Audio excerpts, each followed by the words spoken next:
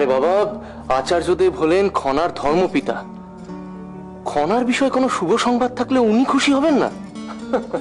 আর তাছাড়া প্রাসাদের সকল নারীরা যদি ওইভাবে আমাকে সভাতে সমর্থন না করত, তাহলে যে আমি জয়লাভই করতে পারতাম না। কিন্তু একটা কথা মানতেই হবে ঐশিকা, আমি কিন্তু তোমার মধ্যে একটা বিশাল পরিবর্তন লক্ষ্য করেছি। সেই দিন তুমি সভায় যেভাবে নিজের বক্তব্য রাখলে, আমি তো একেবারে হতবাক। না বাবা, আমি জানি রাজা হিসেবে তোমাকে তোমার কর্তব্য পালন করতেই হতো। আর সবথেকে বড় কথা, আমি কিন্তু চাইনি যে দয়া করে আমাকে এই অধিকার দিক। আমি চেয়েছিলাম এই অধিকার অর্জন করতে। বাহ বাহ, খুব ভালো, খুব ভালো খনা। তোমার এই মানসিকতার জন্যই একদিন তুমি অনেক অনেক অনেক বড় হবে। আমি তোমাকে আশীর্বাদ করছি। আজ আচার্যদেবের আশ্রমে গিয়ে তুমি অনেক কিছু শিখতে পারবে, জানতে পারবে, জ্ঞান অর্জন করতে পারবে। বলো, কি সংবাদ? অনুসন্ধান করে জানতে পেরেছি দাওয়ানলটা প্রাকৃতিক কোনো নিয়মে লাগেনি। কোনো বিশেষ ব্যক্তি ওই দাওয়ানলটা লাগিয়ে দিয়েছেন।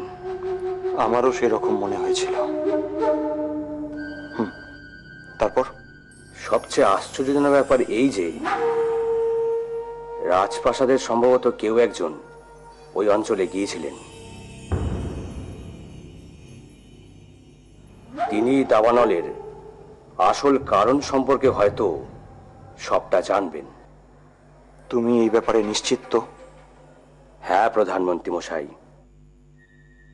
আমি একেবারে নিশ্চিত। ঠিক আছে, আর কোনো সংবাদ? আর একটা কথা, দাওয়ানল সব থেকে মারাত্মক আকার ধারণ করেছিল রাজসভার আগের দিন।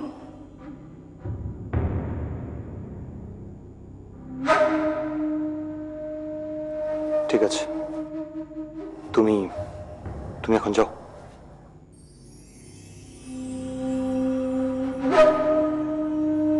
সমৃদ্ধি সম্পর্কে তোমার কি মতামত?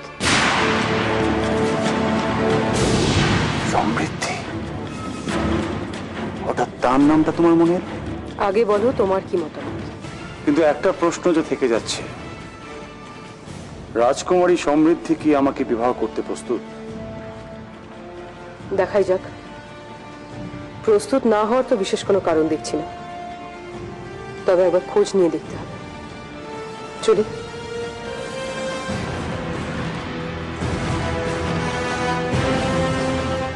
এ কি খনা, তুমি এত চুপচাপ কেন? না, আসলে এত বছর ধরে অপেক্ষা করেছি আশ্রমে যাওয়ার জন্য, আর আজ সেই সময় এসেছে, তাই একটু।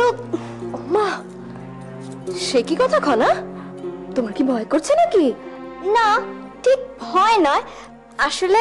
থাক বৌরানী, খনা তুমি বরঞ্চ দেখো দূত তোমার জন্য কি সংবাদ এনেছে।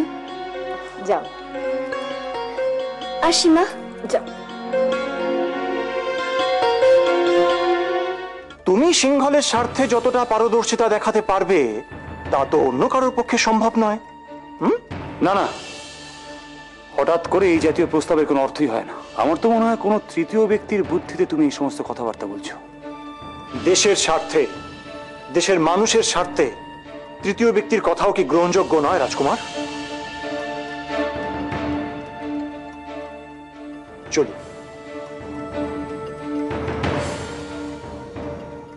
যা বললাম একবার ভেবে দেখো।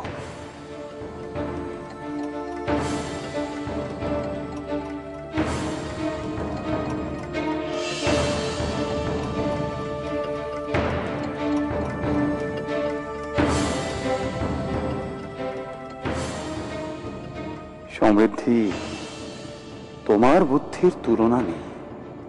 তুমি যা যা ভাবো সবই বেশ উপভোগ্য বলতে হবে, তবে আমিও ধীরে চলবো। দেখা যাক কি হয়।